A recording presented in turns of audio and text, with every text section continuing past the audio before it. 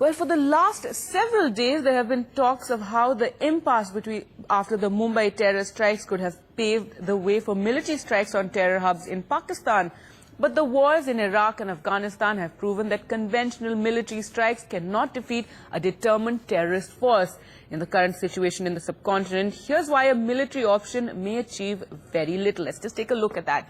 Now, India's frontline fighters are armed with laser-guided bombs that can strike a target with pinpoint accuracy. But while this can be used to target structures, how can bombs eliminate terrorist groups who could be expecting such strikes and may well have dispersed from those terror camps we keep talking about?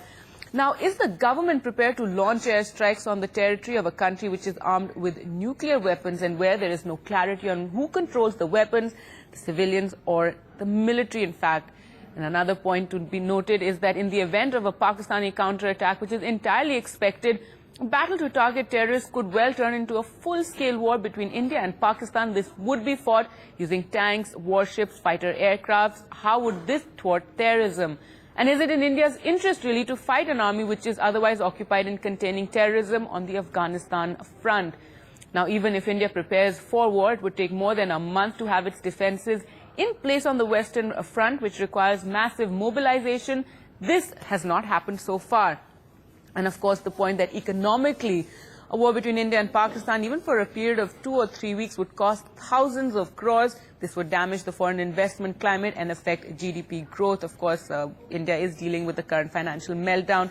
And now perhaps the biggest concern for India is the game of brinkmanship being played out.